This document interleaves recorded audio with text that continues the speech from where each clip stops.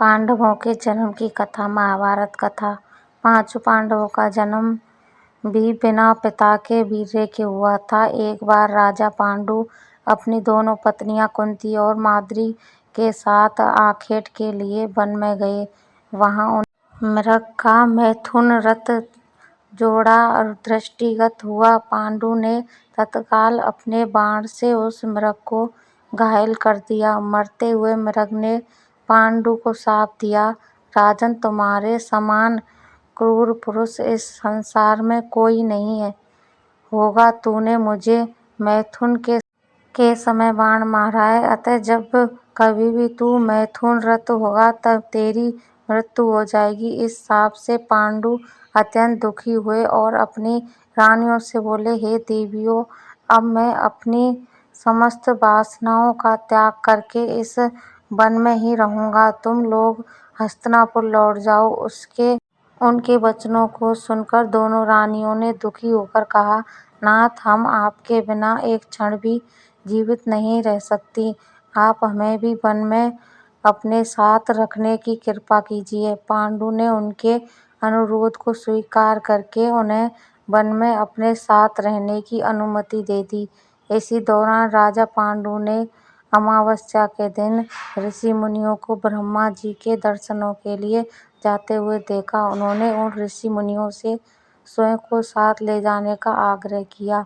उनके इस आग्रह पर ऋषि मुनियों ने कहा, राजन, कोई भी निसंतान पुरुष ब्रह्मलोक जाने का अधिकारी नहीं हो सकता, अतः हम आपको अपने साथ ले जाने में असमर्थ हैं।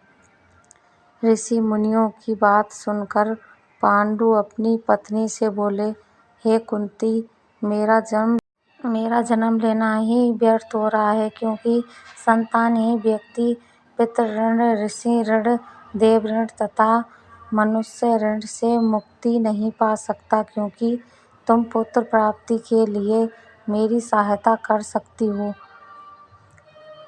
कुंती बोली, हे आर्यपुत्र, दुर्वासा ऋषि ने मुझे ऐसा मंत्र प्रदान किया है जिससे किसी भी देवताओं का आहन करके मनोवांछित वस्तु प्राप्त कर सकती हूँ।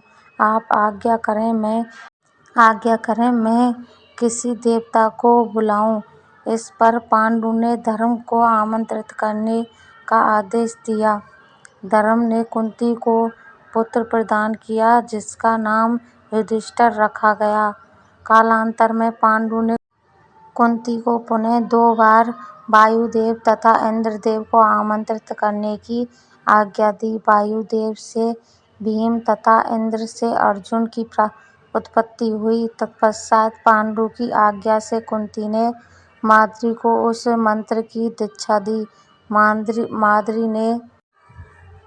माद्री ने अश्विनी कुमारों को आमंत्रित किया और नकुल तथा सहदेव का जन्म हुआ। एक दिन राजा पांडु माद्री के साथ वन में सरिता के तट पर भ्रमण कर रहे थे। वातावरण अत्यंत रमणीक था और शीतल मंद सुगंधित वायु चल रही थी। सहसा वायु के झोंके से माद्री का वस्त्र उड़ गया।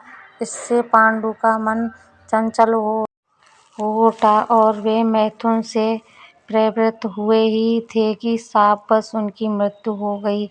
माद्री उनके साथ सती हो गई, किंतु पुत्रों के पालन पोषण के लिए कुंती हस्तिनापुर लौट गई।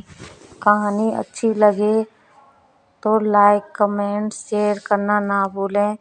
चैनल को सब्सक्राइब नहीं किया है तो चैनल को सब्सक्राइब कर लें।